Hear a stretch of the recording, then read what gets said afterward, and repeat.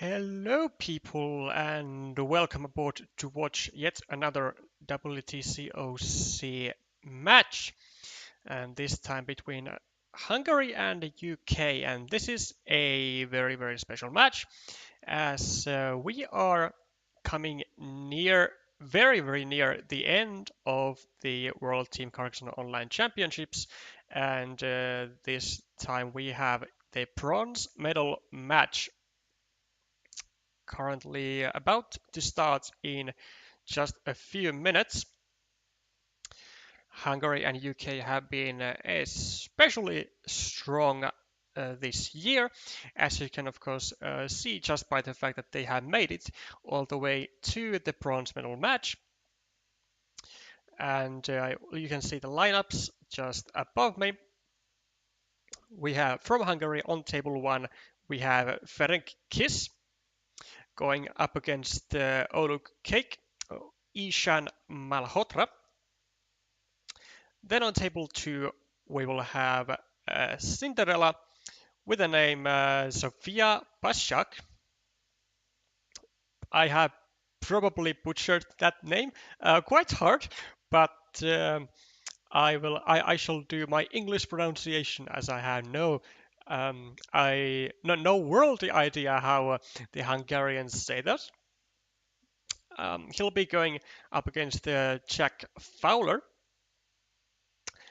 On table 3, the Hungarian powerhouse Josef Tihon with the screen name Siegfried, the three-time World Championship representee,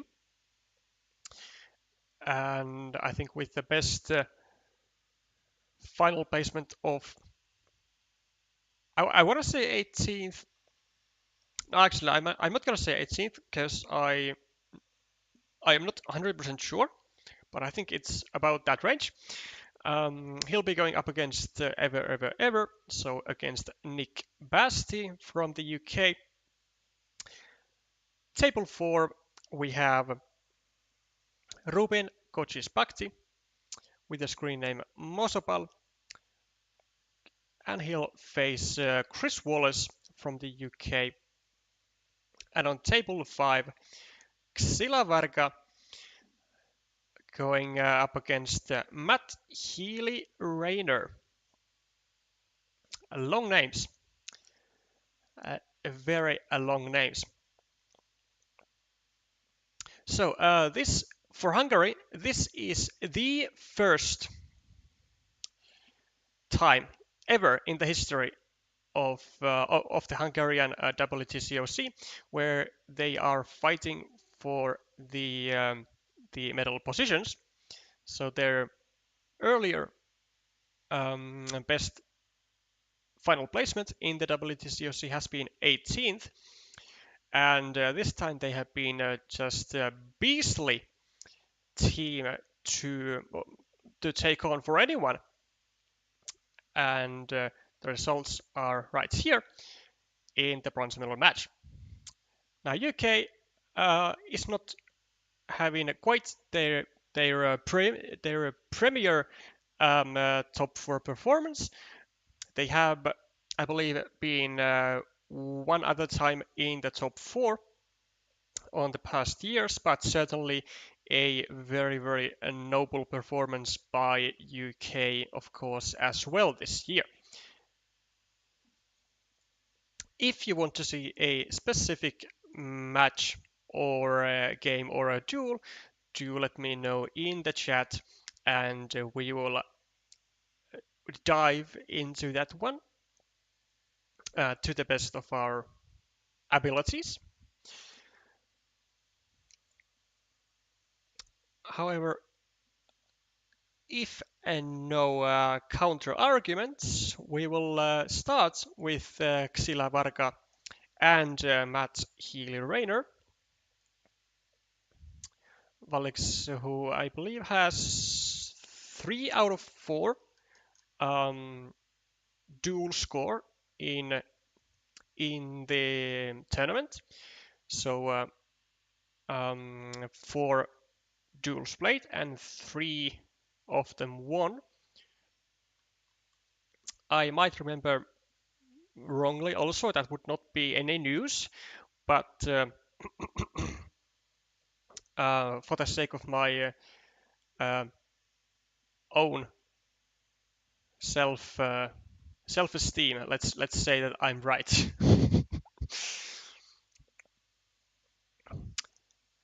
Hello there, Liv, and nice to see you in the chat, up and active. And whilst we wait for, actually we don't wait, the game has started. My bad. Well,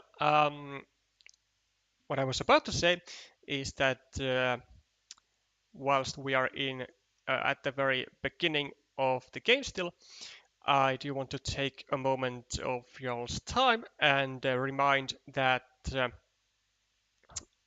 in about a week, a bit over, in a bit over a week, I will be streaming a charity stream for the second season of Carcassonne Champions League. It'll happen on 22nd of June, so 22nd of this month, and we will be doing a 12-hour stream. We will start at 8 a.m.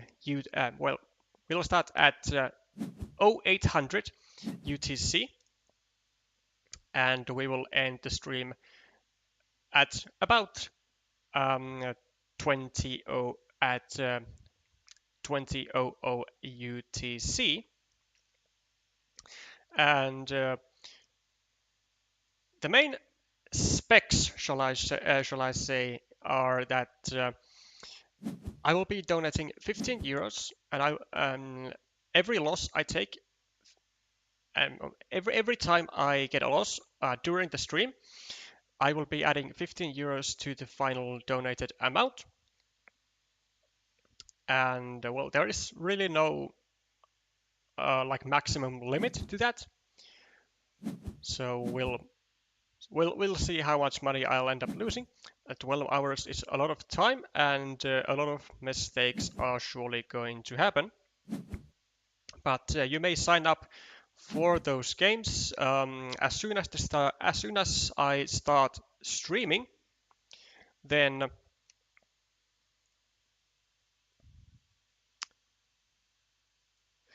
as soon as I start streaming, you may announce yourself in the chat,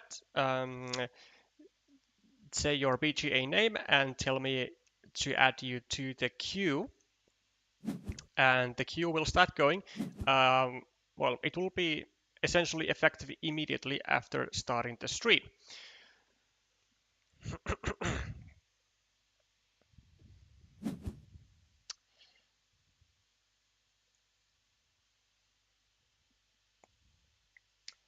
I will remind you all again of this stream, at least at the end of this one, but let's now finally get into the game. Yes, Amiris, we can sure take a look at Wallace Prime whenever the game between Xilla and Matt is over. Also, welcome to the chat, Devaka, Ivan, and Amiris. Okay, early situation. So Valix took a quite an unorthodox risk, I would say, going with the second meeple to attack a potential 12-point city. But the attack was, I think, super risky actually, because Lazy Boar had already started another city at the top, and when Xilla placed her second meeple to attack the city, it was instantly able to be limited to the quad city, which would have been absolutely horrendous for Varga. But in any case, she doesn't seem to be giving too many thoughts for that. Doesn't is not afraid to take risks, and I mean I can certainly well, do I want to say to yeah I want to rate that. Um, I am heavily against her move. Like I would never do that myself, but I can appreciate the early risk already since we are playing with the high stakes now. The fourth place finisher in the WTCOC essentially gets nothing but fame and glory. But the third place finisher does get a little bit more. The third place finisher team gets to send one of their team members to the individual world championships in Herne, Germany, and they will have to either decide amongst their team or I believe actually um, I believe it was something like um, and actually never mind. I'm just gonna say that they get to decide amongst their team members who gets to send who gets to be the lucky one to get to their world championships. But I think there was some prioritization, like before you could decide amongst your team members, like purely, there was some other factor that should be taken into account. But for now, we'll just roll with getting to decide it yourself. Okay.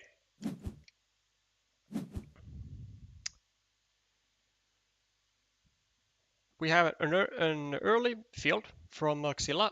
At the moment, 6 points, and she's banking on getting this dagger, which would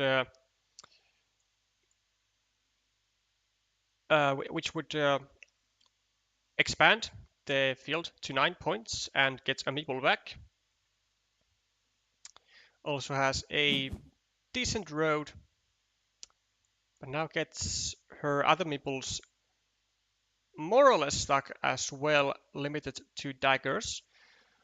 Fortunately for Varga, she needs the different types of daggers to here and here, which there are still two to both directions. Prioritizes blocking over taking a meeple back, which I can understand because this meeple is not currently under any kind of threat, so there won't be any like necessity to take this one out as soon as possible. Also, I very much dislike this move that Varga is doing. There are no more dividers, which means that this was a 1 point move, whereas if she just continues her own path, it's essentially 2 points. And maybe then she could block this whole square here and be up in a mini battle of however many points she has on her side of the city versus 3 points of Matt here. But I believe that why she's doing that is because she wants to get meeples back. Because now at the moment she doesn't have that many tiles actually to get meeples back. She has 2 tiles here, 2 tiles here, so 4 tiles plus city caps here. Well, some road ends,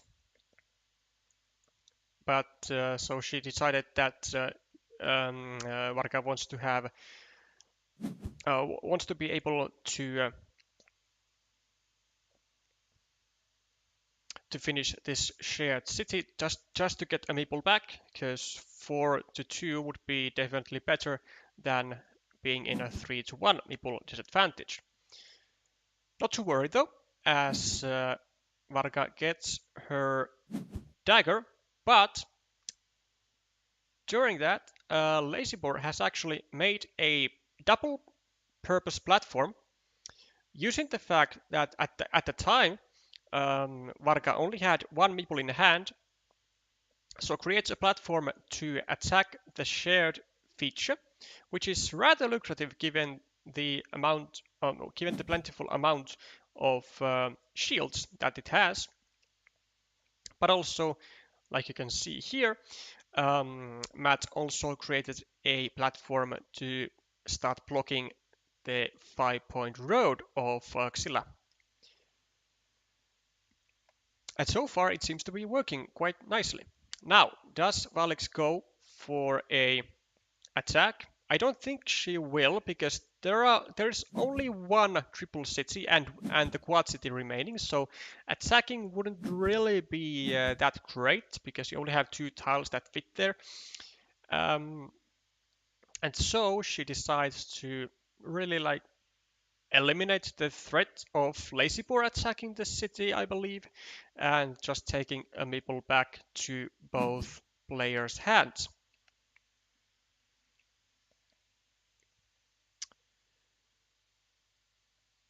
Now, with a road monastery, should be used as a monastery.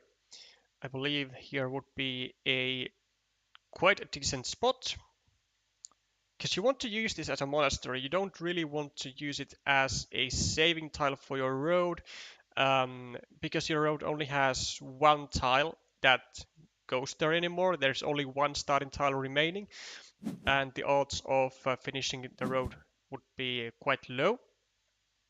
I don't like the orientation, I gotta say, because now Xilla won't be really able to finish this 4-point city before she finds something here, which she does find immediately, so I guess that worked quite nicely. Although there is this guy, which can still be saved. There are still 2 remaining daggers over here, so do you go here or do you go here? I think this is better, given the fact that there are still 2 daggers remaining.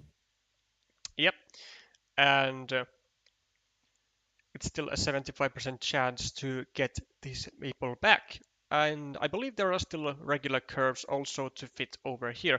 So 1, 2, 3, 4, 5, 6. There are still 3 regular curves and another road monastery, so still 4 tiles to go over here.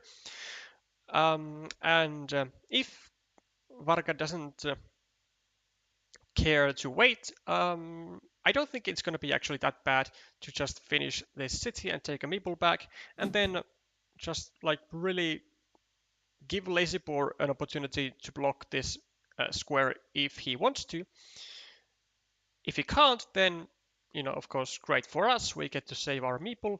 But if they do, then at least it's going to be 1 point added to the monastery of Valix, and Lazyboar will use at least 1 turn on that.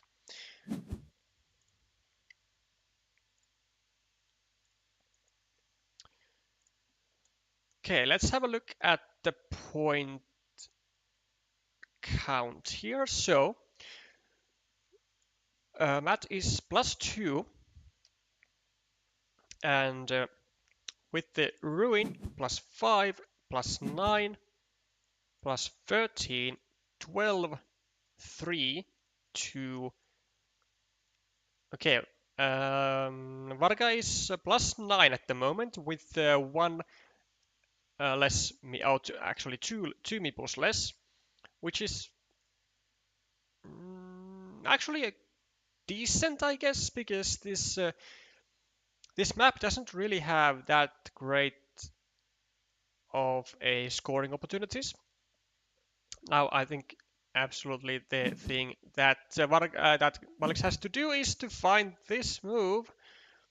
I don't think we should wait for a curve, especially since this was like the best tile to finish the city with, because you can immediately start a new city. You can you can have use of both of the city caps. I don't see much reason to do this. Like the only reason that could be argued why this would be good is that it prevents a ninja farmer, so going over here with a straight road and then over here with a curve and then connecting to this 9-point field.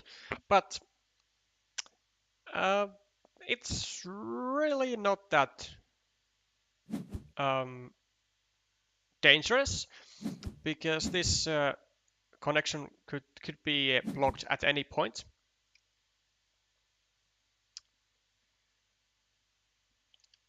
And now Valix has, well, yeah. Now Valix has basically given a city cap to his opponent to be used. Although there are very few city caps with a road that fit here, only two. One with one city crossroad and one starting tile. So the odds of Lazyboar getting one or the other soon are not big. And if anything now goes here, then Valix will be able to block the road meeple of Matt immediately, because there are no more daggers with the left-hand side curve. Everything is gone. So unless Lazyboar gets something here very fast, like this, would be great actually. Except that he doesn't do that, because he would be able to continue his road. There is a large second road section that could be unified with this, but he decides that attacking to Xilla's city is more important, which I'm not sure if it is actually. Well, if you think about it, I mean, Matt did have 3 meeples, and if this gets blocked, then is it so bad? I mean, yeah, it kind of is. It kind of is, given the like potential that this meeple has of like prolonging this road, and even if it is blocked over here like all the way, it's still gonna be like what 6, 7, like 12 points. Like that's significantly better than 4 points. Okay, Valix can now go for the full block, which I believe she should absolutely do. She can't really delay this any longer. Oh my god, this is horrible. And now Lazyboar comes up with... I was about to say Lazyboar is gonna come up with a double block, but I stand corrected. I think this move was made a little bit too fast. Okay, if Alex now doesn't go here, I cannot imagine why you would not go here. Okay, good. Um, so this quad city immediately backfires, although it is an ideal tile to continue a ruin, but blocking this city was just so important, really, because it also blocks this monastery.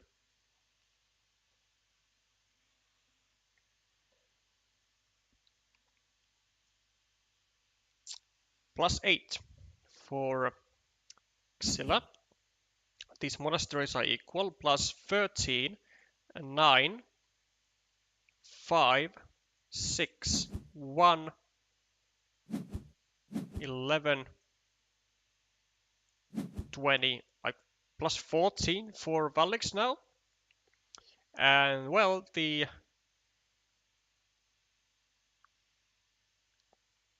tables have turned quite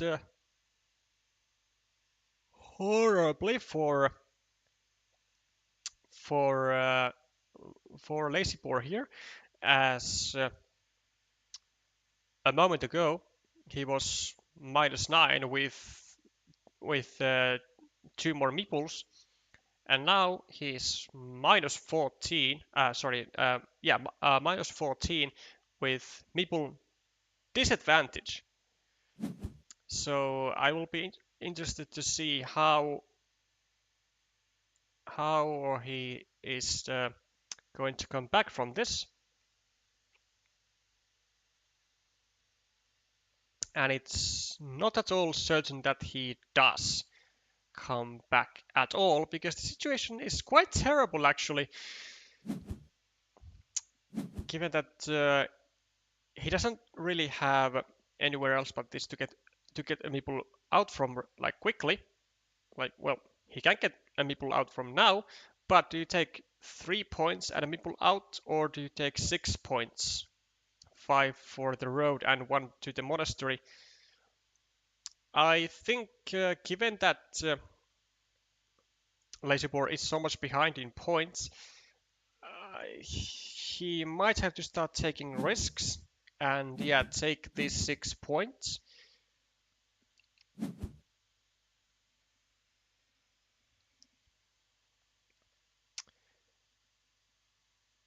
But he's also going to need the final city crossroad to go over here to get 4 points for the city, 1 more point to the road, and getting a meeple back.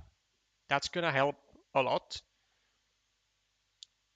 As long as this tile comes relatively fast, because he'll probably need to attack or at least take some field here from somewhere.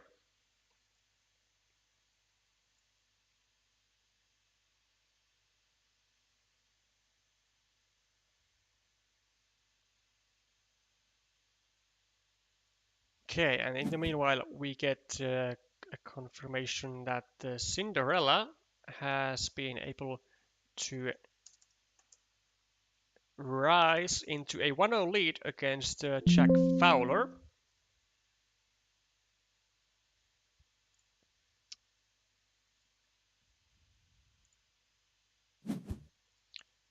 Thank you for that. Okay, Alex getting some quick point tiles, which will certainly be welcomed with an open mind. So I would say that 2 points here is the best. Well, the only real other possibility was taking 2 points here, but that would potentially expand the ruin of Lazy Boar even more, which wouldn't be something that Valix wants to see.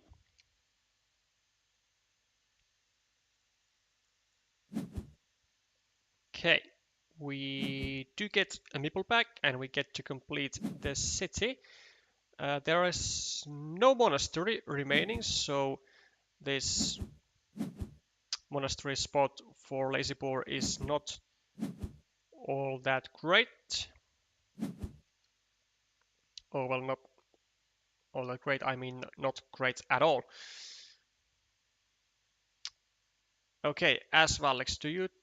I think we go here. We take a 5-point road, because we have 3 meeples. We have to use the meeples like right now. We are gonna go here, we take a 5-point road, and we expand this field by 3 points. So it's gonna be an 8-point move.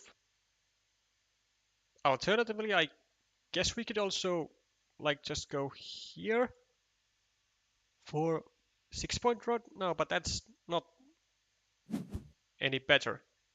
Or then we go here and we take a 6-point field and we prevent lazy boar from connecting these fields by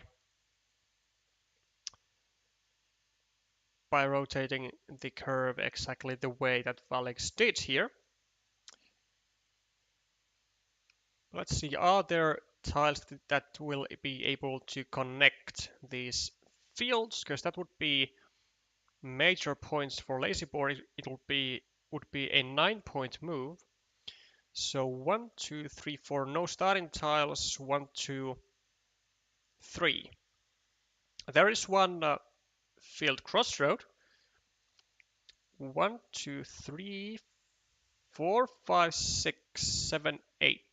Okay, so the only tile that goes here is the field crossroad, which actually plays out pretty well for lazy boar, I think, because there is still also this city crossroad, which will give lazy boar a meeple back, and then he can get the other crossroad and get an 8-point move. Decides to take a 5-point road though, which is also understandable given that there are still 2 crossroads remaining. Wait, are there 3 crossroads? The quad crossroad also. Yeah, there are 3 crossroads remaining, so actually a 60% chance that lazy boar now has a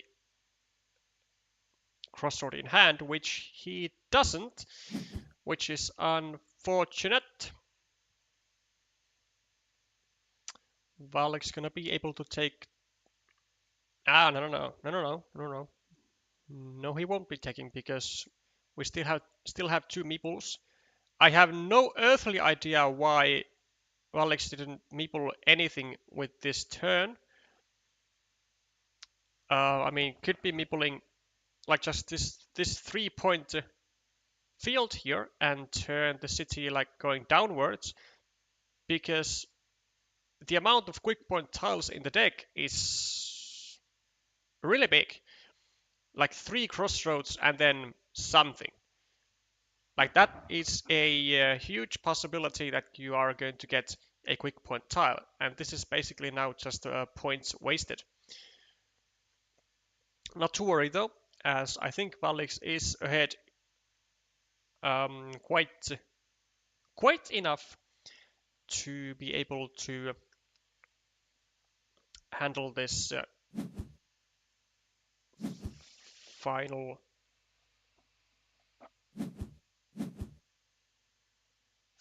tiles without an issue. Okay, we get the city crossroad. We could take, actually, can we take more than 3 points? I don't think we can. 3, 3, 3. No, it's just 3 points.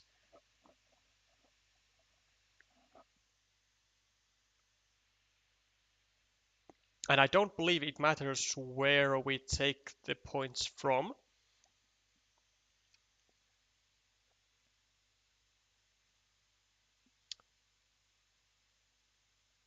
One, two, three, four, five, six, 7. Lazy boar will have a triple city in hand? No? No. 1, 2, 3, 4, 5. Yeah, I definitely miscounted, but I don't think it would have made much of any difference if we go here and here. Well, wait, actually, because this was 3 points, this was 8 points for lazy boar, so it was net -5. But what if we do this for a 0-point move, but then lazy boar will have to settle for like 3 points somewhere, like here. so it would be net -3, which would be better. But it was not decisive. Still, I have to admit that I think Alex made quite a lot of questionable moves that could have backfired quite easily, and not doing a blocking where you can, and not taking really, yeah, not really taking the full potential of some of the city caps that she had in hand. But the win is there, so that's what matters for the Hungarian player. And now we will dive into the game of Chris Wallace, who is currently in a losing situation of 1-0 to his opponent Ruben Koksis-Pakti.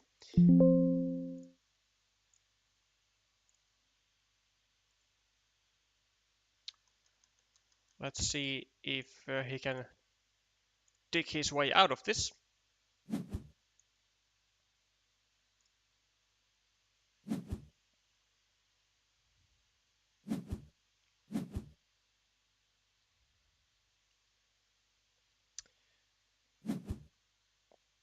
Also, Ferenc Kiss has taken an early 1-0 lead against the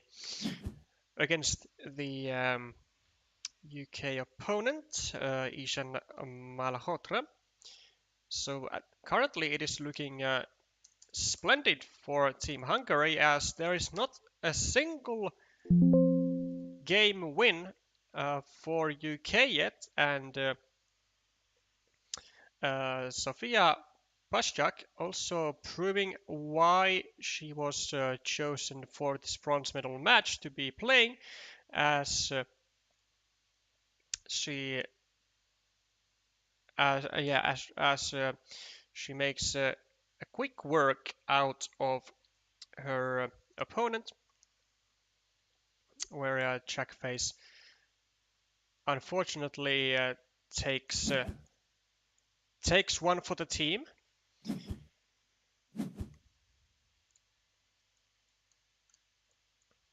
And now there is even more pressure on the other UK players, as well, I did mention earlier that Hungary has been doing a phenomenal performance, a historic even, and they are continuing just on that very same path, as the games are currently 5-0 or even 6-0. Let me see. So yeah, 5-0 in games at the moment, with one match point already for Hungary. So things are looking dark, very dark for the UK here,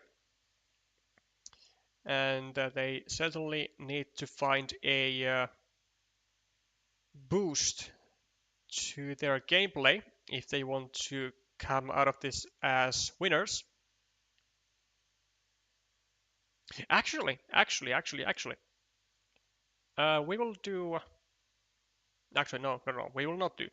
I believe the the best placement for Team UK ever in the WTCOC history has been 4th, so they would have a chance to make history if they win this match. But not with the current results. It doesn't look like it's going to happen. It looks like their final placement of their of 4th place might be increased in numbers from 1 to 2, as Hungary is showing how it's done, so to say. However, in this game though, it's looking pretty decent for Chris Wallace here. 7 points ahead on the scoreboard. Also controlling, well, 3 cities actually, which is usually nice, but it's a bit of an iffy cities here as they are under threat of getting blocked. I think quite a nice move for Ruben here would be to go over here, start a new city and limit this city to a dagger, which would then mean that firstly, well, this is unblockable. Oh, this would be the unblockable. And if Ruben then finds a triple city with a road, then he'll be able to go over here and block everything here. Would be also getting 5 points in the process. However, Chris immediately finds a dagger, which is very convenient for him. And Mosopal unfortunately not really able to do anything to this city anymore, as it would place his own meeple in jeopardy, which is certainly not what he wants to do. Does find a dagger though, so we'll see what he comes up with. There are multiple things he could do. Well, one is of course this, just taking 4 points and getting a meeple back. Second would have been to start even a new city over here, even though that would be using his final meeple, maybe not that good. But then could also have gone over here to indirectly build up his city and prepare this square to be limited to the one remaining dagger with the left hand side curve, which of course would be an idiotic move if you consider it now, seeing that Chris was able to finish his 12-point city. Not me pulling this one, as it could be directed immediately to the left, thus blocking both the 1-point city of Ruben and the, well, potentially whatever point city this would be, but at least both peoples would be blocked instead of only the city of Ruben. Now the thing is, I mean, Ruben can definitely take 4 points, but there is a thing here hidden, and that thing is that if he takes those 4 points, he is going to limit his options of getting this meeple back from 4 tiles to only 1, because there is only 1 starting tile remaining. But at the moment, he can also use City Crossroads there, which there are still all 3 of those in the game. But of course, if he goes here, takes 4 points, then no City Crossroad goes there anymore. Well, doesn't take the 4 points and pays the price, unfortunately, as his city gets blocks. But he better pray that he gets his own 12-point city completed, which there is still a fine chance to achieve. Still 40 tiles remaining in the game, and plenty of those are city caps with the field on the left side. However, this is terrible for Osopal here, as his newly taken monastery gets restricted immediately to the 1 remaining dagger, whilst the Chris gets to take his meeple back, gets to complete his road, and gets to start a 6-point field, which is which is going to be 9 points very soon, because either of the players are going to be placing the road triangle here to get this 5-point road. For Wallace, it would be 5 plus 3 minus 4. So for Wallace, it would be a 4-point move, and for Mosopal, it would be 2, 3, 4, 5, a 6-point move. So both players would be able to make that move with net positive points, which is also great, and which in this instance is going to be really important to get that road triangle as the first one, as it's going to be essentially denying, well, 10 points from your opponent, really, because you get 5 and your opponent doesn't get 5. So it is a coin toss, but there are still 5 of those remaining, so a coin toss may be a rather better word used when there's only one remaining tile, but anyways.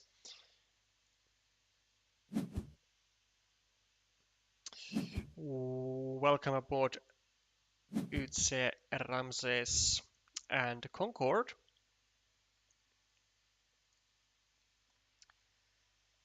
Okay, Wallace just calmly builds his field up, and Mosopol now does get the road triangle, but has to make a decision. Do you save your city, or do you just take the points? Mosopol chooses the points, which is a good move, because there was actually only 2 extenders that would then go here, and Wallace could easily just place a meeple of his own over here and equalize the city. But this is not really looking good for Ruben here, as Wallace is constantly taking every single city cap that Mosopal needs to finish the city, or even just city caps in general. Like in the past 5 moves or so, Wallace has been able to complete 2 more cities, drop a second farmer, unify these farmers, so now it is a 15-point city, 15-point field with growth potential of 1, maybe 2 over farms of potentially like 21 points, maybe even more.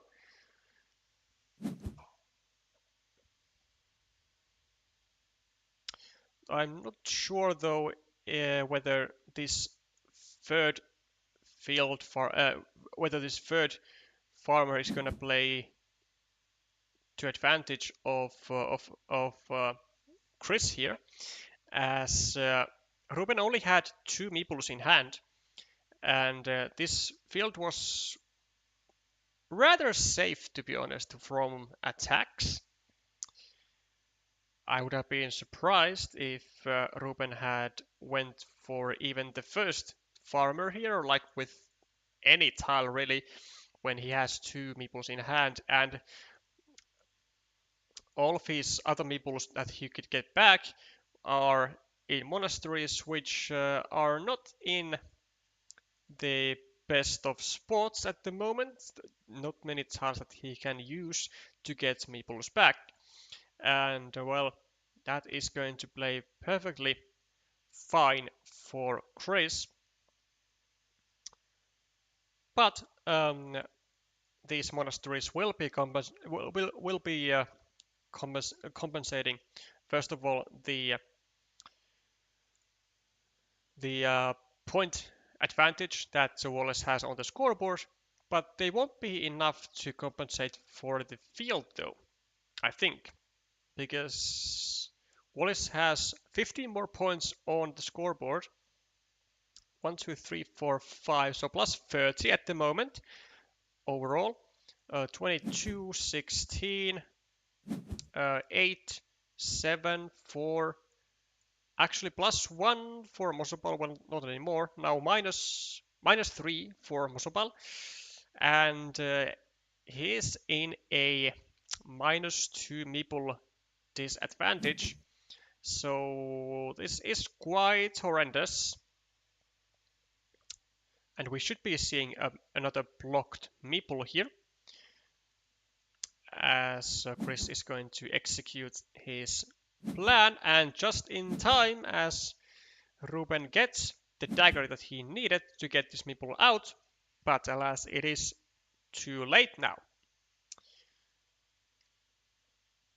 Does get this city completed though, but in the meanwhile it is looking really bad when Chris is just constantly getting more and more cities on his field, and now that the field is basically secured with 2 meeples and a third one possibly coming, it's not really gonna be that possible for Ruben to even attack the field. But we might be surprised. We might see the desperation coming from Ruben, and maybe he'll start to like really push with the field and like really spam the meeples to it.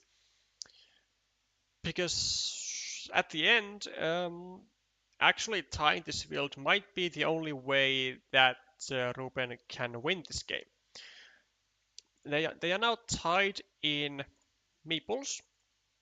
Wallace with 2 more points, and 1, 2, 3, 4, 5, 6, 7, 23, 28, 20, 14, 9, 8, 7, and then another 6, so plus 13, plus I don't believe this is possible to be united,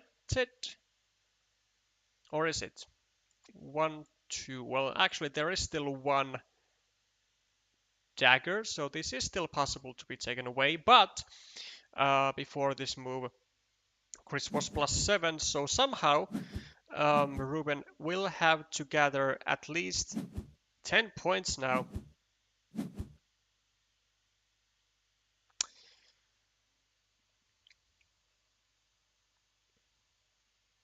With his 3 meeples, well, with his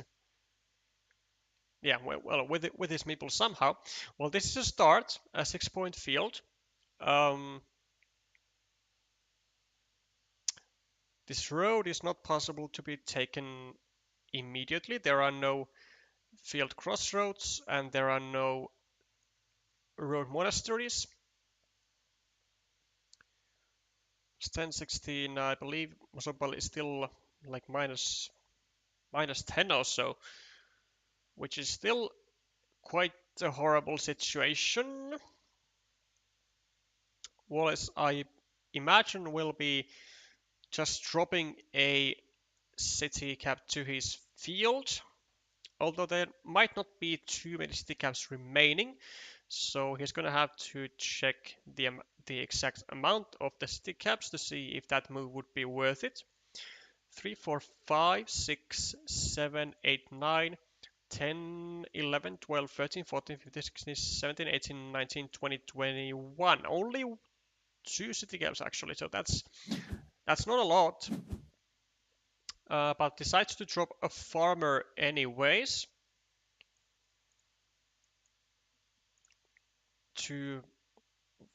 For what reason exactly, I'm not sure. I think it was way better for Wallace to actually just go here and leave an empty city cap to your own field.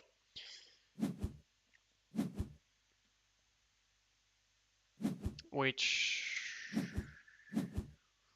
never mind actually, as one of the city caps was already splendid for Wallace to take this 6-point city and to make a 9-point move. And I believe that with that city, it's all over right now for Ruben. I don't think this is gonna be like a comebackable position any longer.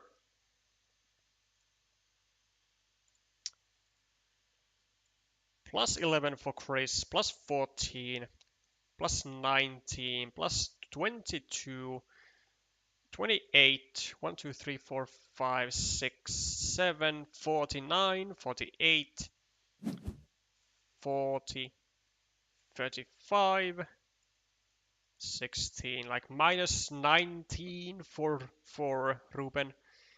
There is like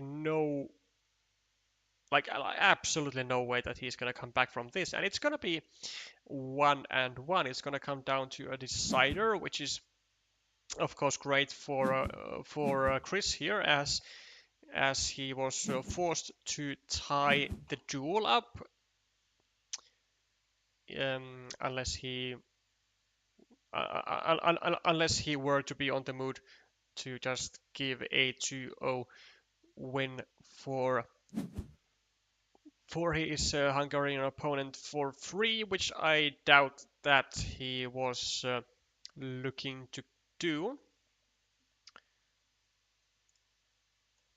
Mosopal with a 9-point move, which is going to be about the final points that he can make, and makes a mistake here, as he's not going to be fighting for the field. So actually, never mind.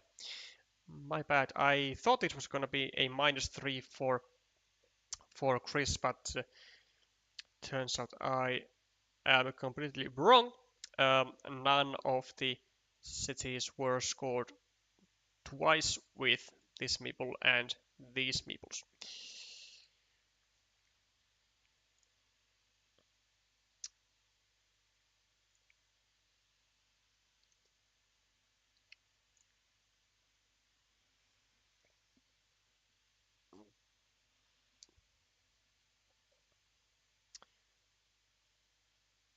Wallace. I imagine he'll be taking a 6-point monastery as well, because there's not that much. There are not that many tiles that you could get quick points with, right? 1, 2, 3, 4, 5, 6, 7. There is one crossroad. Like maybe you can get a couple of extra points from here with a curve, but well, there's the crossroad, and well, does do a precise move with the monastery, as recognized that the only remaining city cap was with a road, and thus made it impossible for Ruben to use the city cap to his city to complete it. Now gets to take 2 points. 2 points. And then there will be no more quick point tiles, except that there is still a triple city with a road, so well, that's worth 2 points, but not much more. Well, 2 points it is. Still 2 tiles to go. Let's see, for the fun of it, which what are the 2 tiles? There are no more monasteries. Oh, I think miscount from Wallace. I think he thought there was still city caps remaining, but I think there are not. So this is a -3 points, if I'm right about my calculations. We'll see about that, but in any case, it's not going to make a decisive difference. One more time. 1, 2, 3, 4, 5, 6, 7, 8, 9, 10. Yeah, no city caps were remaining, so this was essentially minus 4 points, minus 3 points.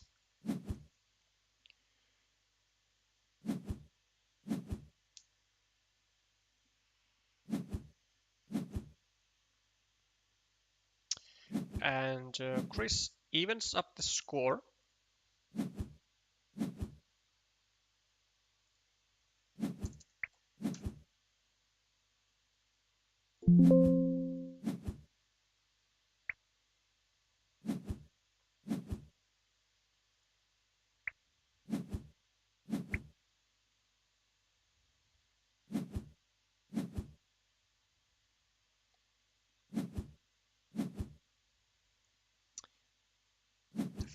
Final score plus 16 for Chris.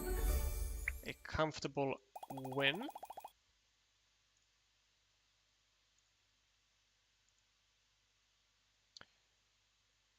So, let's in the meanwhile take a look at the rest of the tables, how they are doing. So, Ferenc has also been doing very nicely versus his opponent. So, Eshan taking a bit of a beating of 2-0, and this is the second match point for Hungary. And well, if UK was not in a bad position just a moment ago, well, now they are, as they need to win the duels on all the rest of the tables.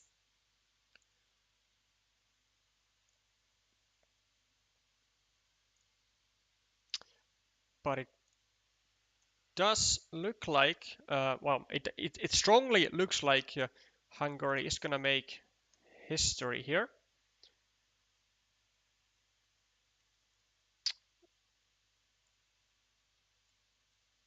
Well, Nick is seemingly doing some resistance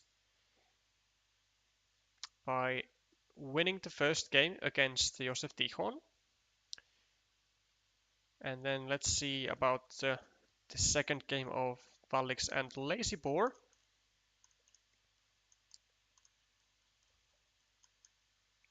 Which has not yet ended.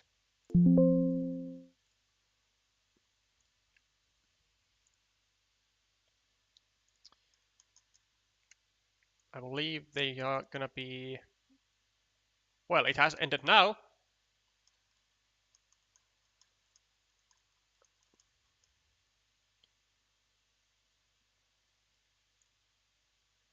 And it ends to a win of Sila Varga. And, well, we have been here just about an hour, and we are now witnessed. We have now officially witnessed Hungary making history. Oh, well, like more history than they have made ever, as Hungary has officially already won this match, and with a current 3-0 score, and UK has been defeated.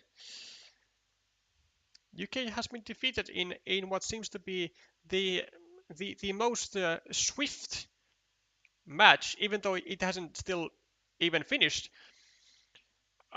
This is just like a complete rundown almost by Hungary here.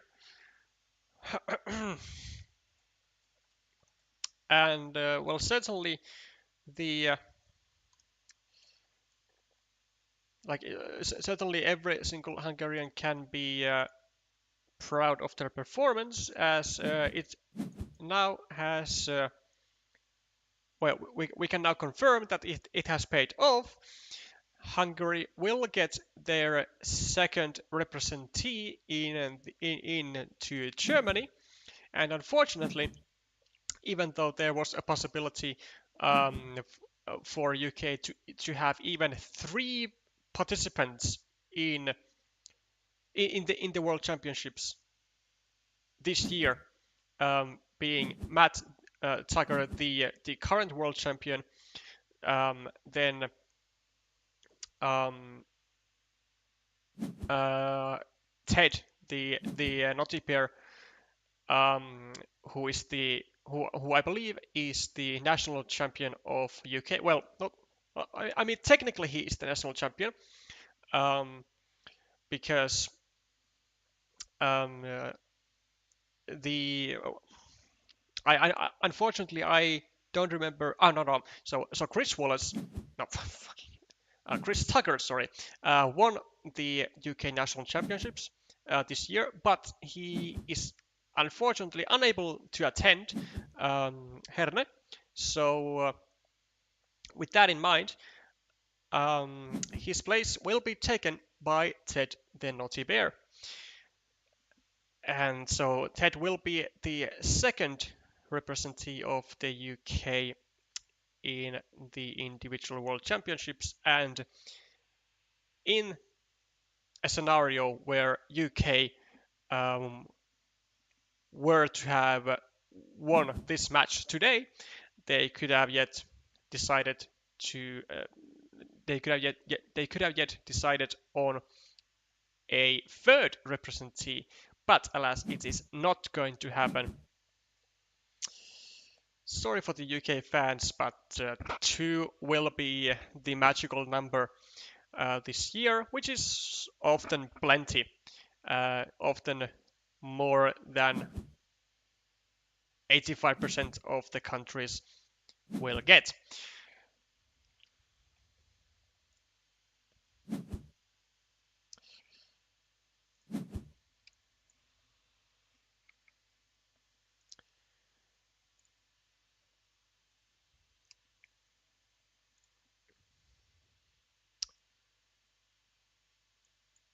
Chris in the lead with 8 points, having a juicy long road and a very weird structure of shared feature.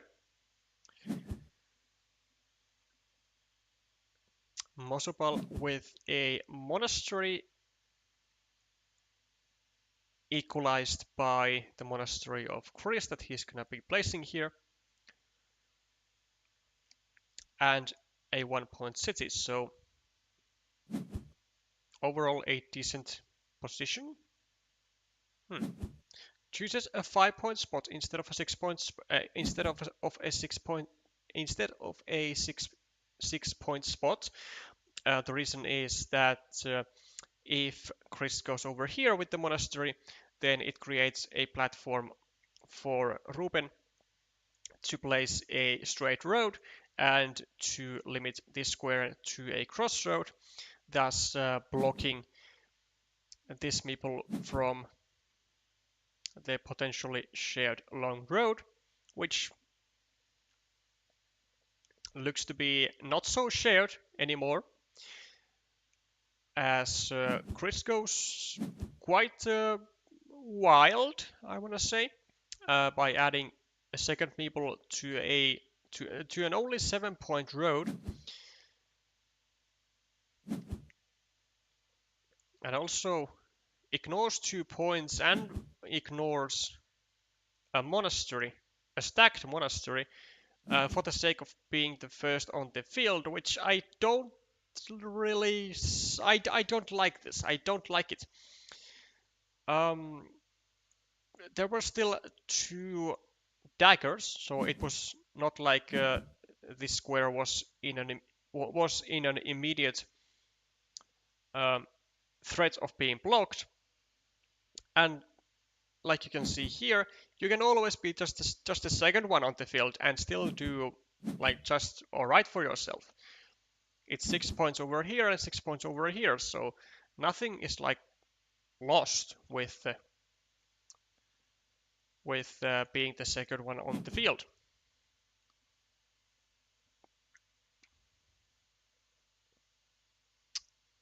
Okay, Chris being really not so wild here, decides to keep his one meeple in hand for quick points, but in the process he is leaving potential points for Ruben here, potential quick points, which I am not a fan of. I am definitely not a fan of.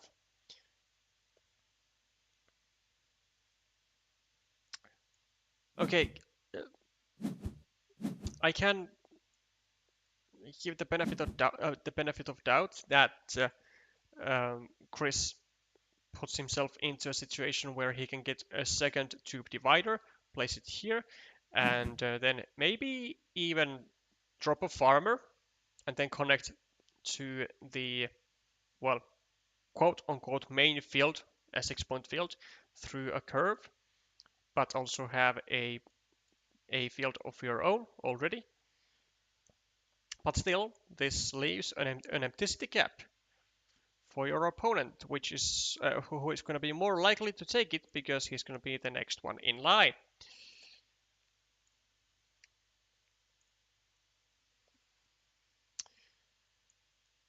Chris takes 1 point to the monastery and decides to make it so that Ruben will not be able to complete the city without completing the monastery as well.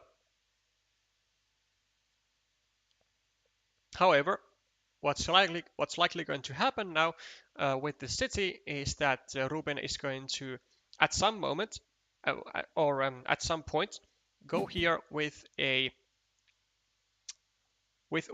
triangle, and then we'll just see whether Wallace is going to block it or not. If he decides to block it, then Ruben is going to be having or is likely going to be having a winning mini battle by at the very least 1 point. If the city is not blocked, then it's going to be big time trouble for Chris, as it's eventually going to get completed, and it's going to be a boatload of points for Ruben, and he's going to be on the driver's seat in this match. Meanwhile, Ruben decides to make an 8-point monastery spot for himself. Still 2 daggers here to complete that city, to complete that monastery still. And well, it doesn't get the monastery, but gets a city cap, which he can't exactly use though. It is the wrong type of dagger to take quick points with, whereas Wallace does get quick points and will happily take those, and Mosabald instead decides, since he will not be able to take points, he will indirectly continue his city instead.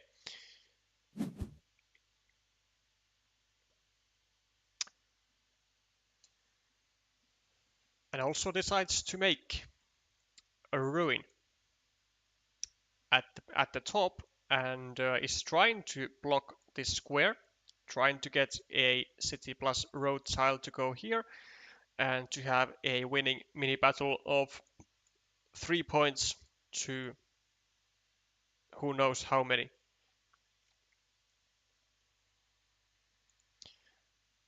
There was the threat, of course, that Wallace had a tube divider in hand and was going to be able to joyfully finish his 8-point city whilst leaving Mosopal with a ruin, but it is a very small chance, as there are only 2 suitable tiles out of 37 that were remaining. And so, because we are playing by the odds, this is a good move.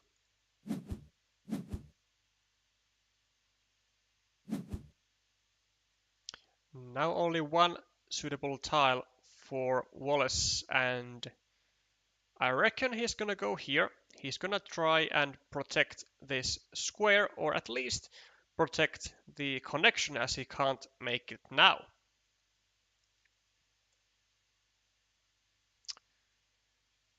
But it is looking, I want to say, actually, who is having the advantage here? Okay, so +2, +3, +5, plus +7, +6. Well, dead equal on points, but I think Wallace has like like ever so slightly better position here, as Wallace is going to be able to get 2 meeples back by getting his hands on a regular curve, whereas to Ruben it will only give 1 meeple back.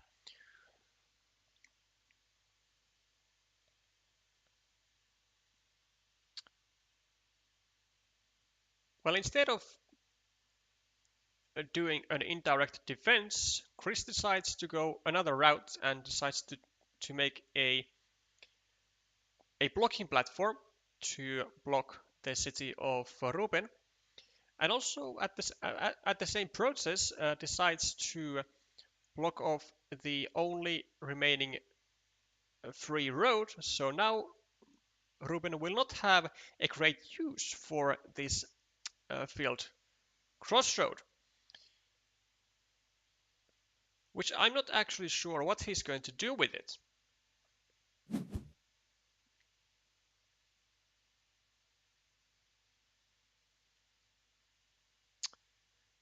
Okay, decides to add it there for reasons that are unknown.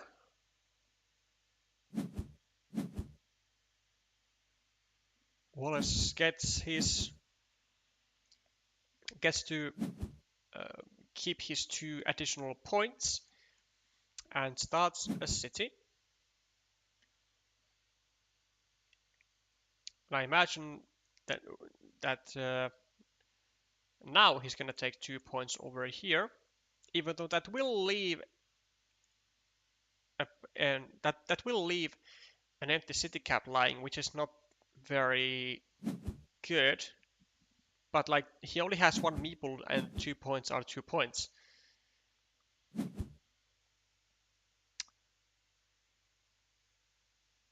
Okay, well, this is an interesting tile from Mosopal. Well, we can of course take 4 points here, but because we have the project, we have a couple of options here. We could go here. We take 4 immediate points, and we would still have actually all 5. Yeah, all 5 vanillas to actually finish the city, which would be a massive threat to Wallace. Or we can go here and save our city that way. Then we would need a field Dorito and then a triple city here to finish the city, but it would be like less blockable with 1 move, which is what he does, but I don't really like it. I don't really like it. I would prefer in this case to take the 5 points, because the point situation is like really tight at the moment, like super tight, and like any extra points that we can take are good. And like, even if Chris would be attacking here, he would have only had 2 field Doritos. So, well, percentage wise would be 75% chance to get the connection, but he would have to risk his final meeple for that, and that would not be too great. instead, we get the triple city immediately. And we are now having a 50-50 coin toss, maybe for the entire game. We also get to block this square, so we are now having our winning mini battle, and we also get the monastery that we have been waiting for. And we get to make a 9-point move. So, the field fight is also on, though it is only a 9-point field, so it's not that big yet. But as Chris, should we be worried? We are plus 12, 5, 8, plus 10, plus 2, dead equal on points, but Chris does have one meeple more. But Ruben does have this threat, but it's only a 50-50 threat, so it's not that huge.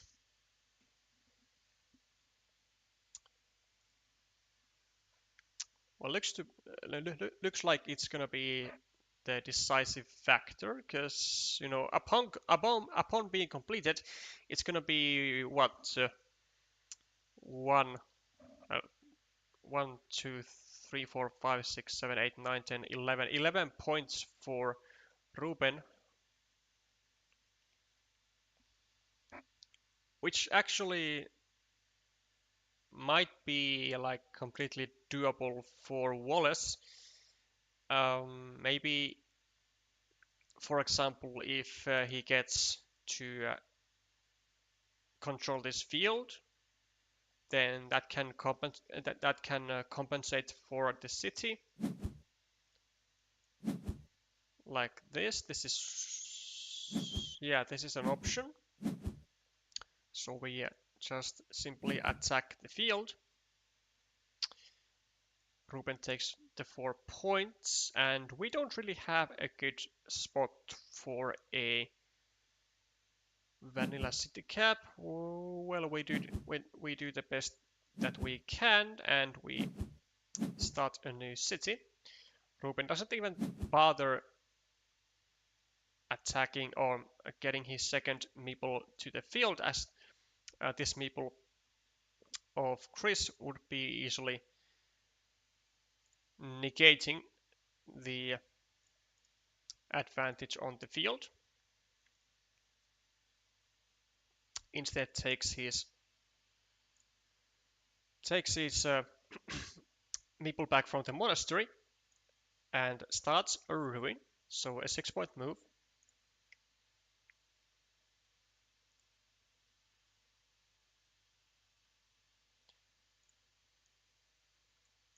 Also, it does seem that my brother is in the chat, and he's giving me the usual compliments.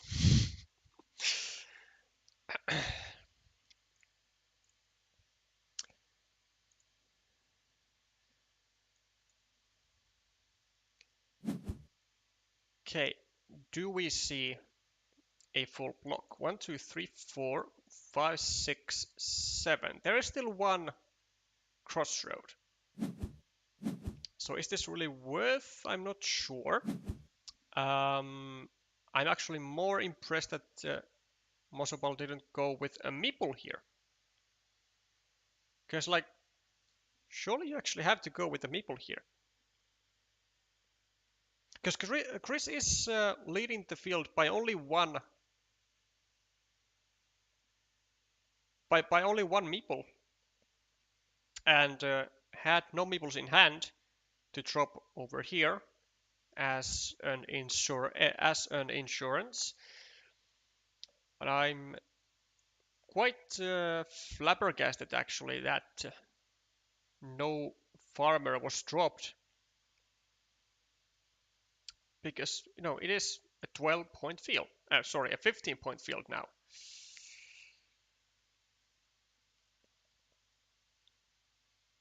Well, plus 3 for Chris.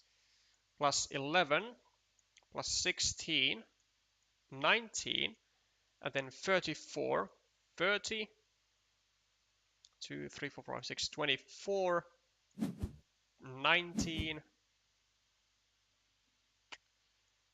14. Yeah. And okay, now we go for the farmer, but this is really odd. This is really odd because if you want to go for the field anyways, then why would you not go for the field over here? It's really a true mystery. No one knows. It is certainly a mistake in my eyes. How many tiles does Ruben have? 1, 2, 3, 4, 5, 6, 7. He still has 2 regular curves, but also pretty sure he's gonna have to connect here or here, because Chris is undoubtedly going to be connecting this farmer as well as soon as he gets the chance. Now we just take 2 points though. We considered it. And unfortunately, it doesn't look like Ruben is getting the tiles that he needs to connect from here.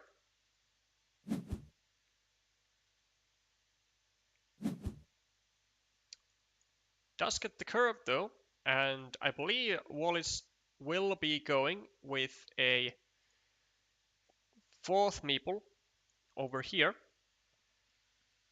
as the remaining tiles are, well, there's 1 regular curve, 1, 2, 3, 4, 5, 6, 7, 8. Yeah, 1 regular curve, other straight roads. 1, 2, 3, 4, 5, 6. 2 straight roads or 1 straight road? 1, 2, 3, 4, 5, 6, 7. 1 straight road, which is there. No field crossroads.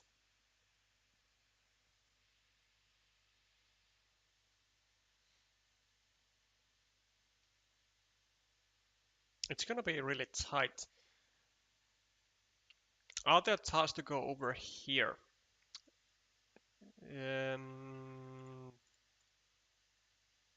The remaining crossroad is the quad crossroad, which is not really useful for anyone except for Chris.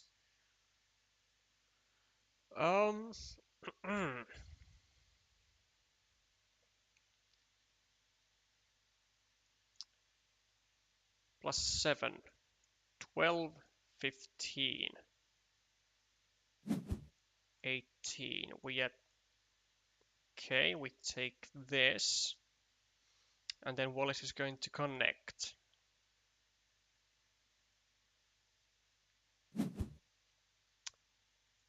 Well, we do get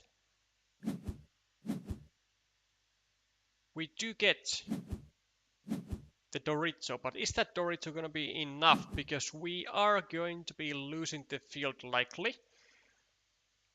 There's still 1 regular curve. There's the quad crossroad, and then there's something. Well, we might actually be able to force ourselves to the field like 1 more time, maybe. We are plus 8, plus 10, plus 14, 17, 11. But we are losing the field. 1, 2, 3. Minus 7. We are minus 10 as Ruben. So we definitely need to attack the field somehow. And I think it's gonna have to be somewhere like from here. Oh, what does it just depends on what the remaining tile is. Ah, it's this. Okay, we are. This is not gonna be useful for us in any way, I think. Because the remaining tiles, I believe, are now the quad crossroad and a regular curve. So we pretty much needed to like go over here with the crossroad and drop a farmer, and then have Chris hallucinate that he could not drop a farmer here or here, and then we get the curve, and then we win the game. But that's obviously not going to happen. Oh, no, no, no, no, wait, wait, wait. There's a way. We can go here, and we can get the final remaining curve, right? 1, 2, 3, 4, 5, 6, 7, 8. Yes, there's the curve and there's the quad crossroad. So we go here and we pray to the gods that we get the 50-50 and that we get the regular curve. And then we win the game. We win the game if we hit that, but we have no other option. We have to go here. This is the only option. We have to get to the field. We absolutely need to get to the field. There is like surely there is nothing else that is worth doing with the remaining tiles. I'm pretty sure Ruben is uh, just checking what tiles are remaining, and he will find this move because this is the only move that he can make. Well, not the only move that he can make, but yeah, there we go. Ah, but Chris gets the curve, and unfortunately there is no excitement in the final tile. Which means that UK doesn't get completely overrun in this match. At least they will get one match point. I'm not sure how Josef is doing in his own duel, but Chris is going to take this one down.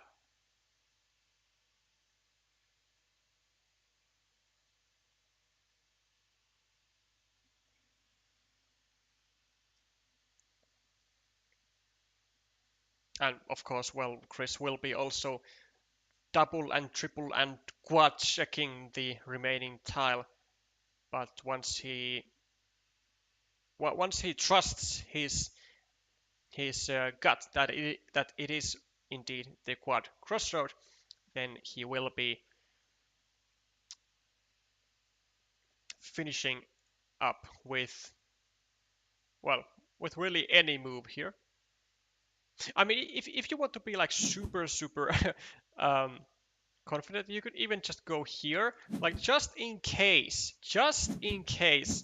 the quad crossroad was discarded, but Ruben didn't mention that, because it doesn't really matter that we don't get this this additional 3 points. We will still win no matter what Ruben does.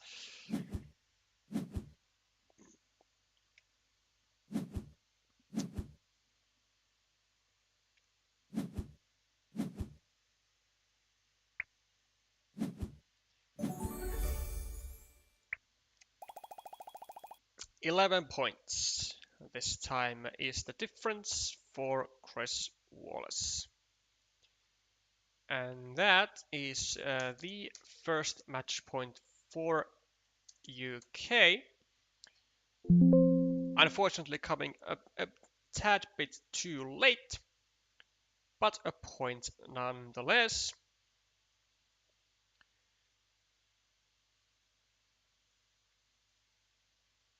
And then we shall see how Siegfried is doing.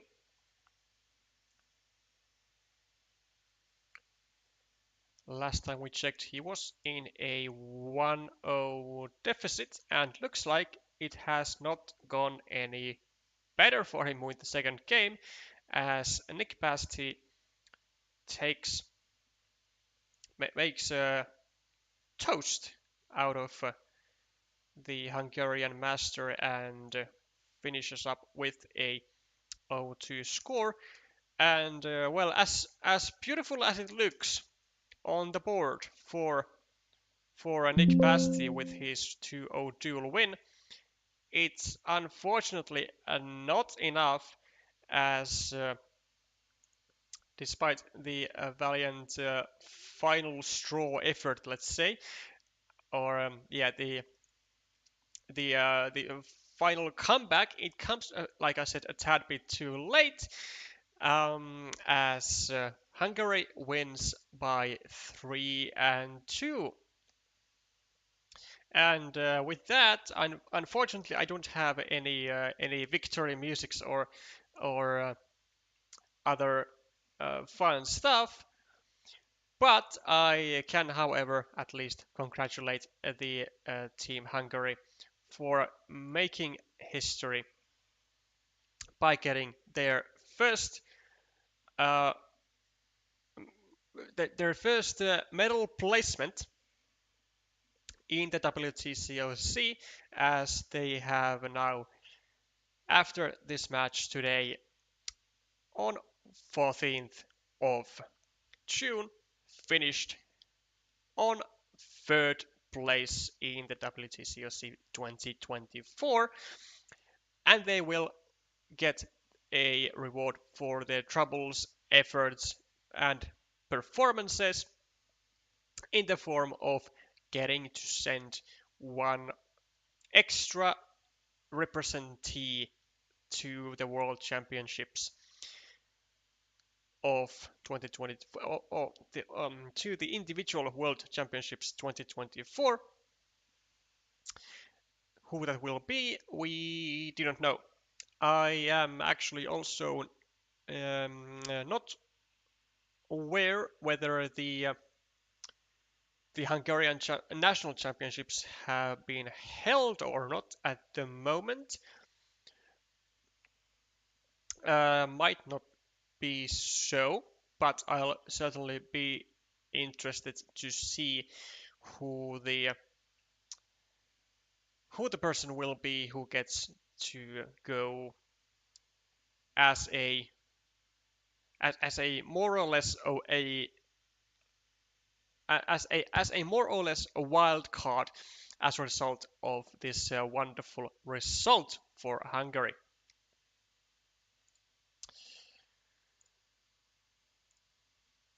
Congratulations also to the UK for yet another fourth place in the WTCOC.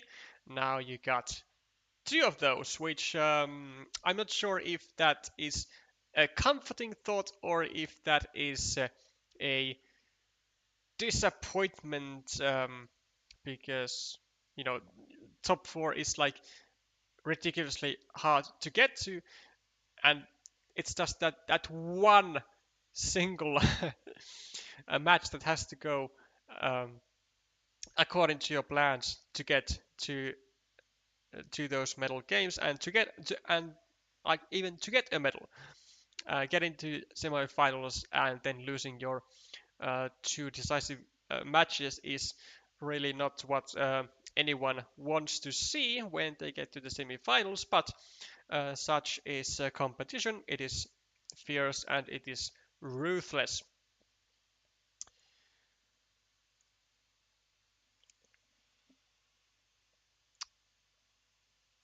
Now, once again, congrats for the both teams.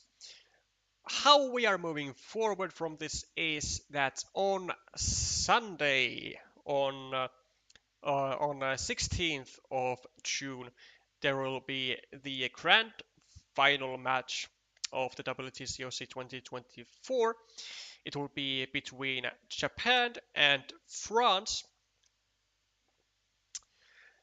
and we are going to be having a thrilling match to see, as Japan is going to be attempting to reach for their fourth World Championship title in the team competition, and France, I believe, has never reached even the semi-finals on previous years. I hope I'm not fooling myself here, but I'm pretty sure at least they haven't reached the grand finals. So France is also making history here. Well, on Sunday they are. So now that we still have the time, I will be mentioning once again about the charity stream that we'll be doing on June 22nd. So we'll be starting at um, 0800 UTC, and we'll be ending the stream at around 2000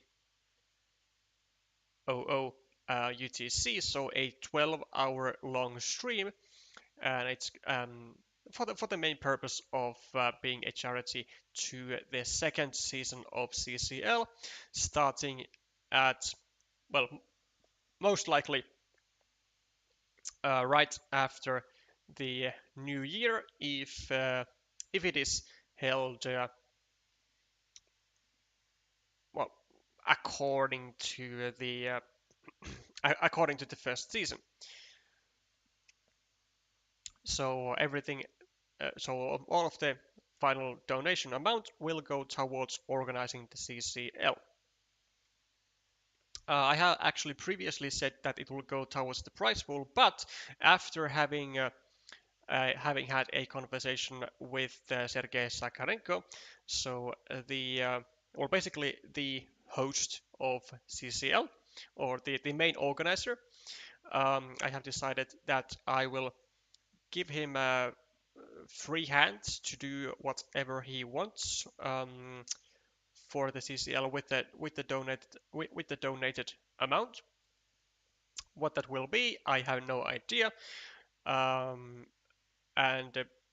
probably it'll be better if it remains as a secret until Sergey feels comfortable to announce what he has planned. The stream will be done as a queuing principle. So I will be um, playing against the attendees of the stream. So if you want to play against me on the stream, you have to announce yourself like present in the chat, and you have to announce your PGA name and your willingness to be added to the queue, and the queue will be started basically immediately after starting the stream, perhaps like only like after intros and such, but anyways, almost immediately, and I will do it so that especially regarding like long queues, um, because you cannot know when your match with me will exactly take place, because I can't I can't really put timestamps on ending a game. It'll end when it ends. Then if you are not present um, in the chat, or if you are not um, ready with a game table in a PGA, and you haven't sent me an invite, I will be only waiting for a few minutes, and if you are still and if you are nowhere to be seen, I will I will be doing just a rough skip on the queue and move on to the next one, and then if you want to play at some other point, you'll have to queue up again. So that is uh, that's gonna be done basically for the sake of keeping well, for the sake of keeping people on the stream, and to have like clear set of rules of how we are gonna be managing the system if if there will if there will if there will if there will be no shows for the players. On top of this, we will be having a giveaway on the stream, like or at the end of the stream, and every single player who has finished a game on stream will be eligible to take part on that giveaway.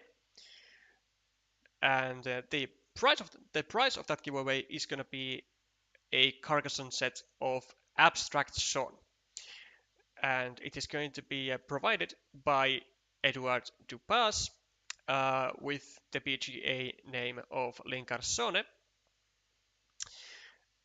So thank you for Eduard. And so how the giveaway will work is as soon as you have finished a game, you will be given basically like your lucky number, your giveaway number. And if you are like the first one who has played the game, then your lucky number will be 1. And then for the second one who plays, then the lucky number will be number 2, and so on. Additionally, if you win a game, you will be given 2 lucky numbers instead of only 1. So if you are the first one to play a game and you win, then your lucky number will be 1 and number 2. And then we will continue giving the numbers from number 3 and number 4 and number 5 for the next players. Then when we are ready with the complete list, we will be doing the draw by using a random number generator, or if I find something better, something more exciting like a wheel or something of some kind, then we might be using that, but that is still a work in progress. For now, we'll be using random number generator. Okay, now that rant is, is now over.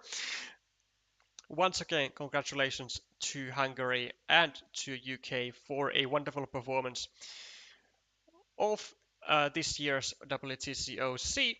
We look forward, well, we all look forward to seeing both of you in the tournament again next year. Hopefully, with actually, I'm not gonna say that. Hopefully, with more surprises, maybe even more history. But we look forward to we look forward to seeing you next year as well, attending the same tournament. That will be it for today.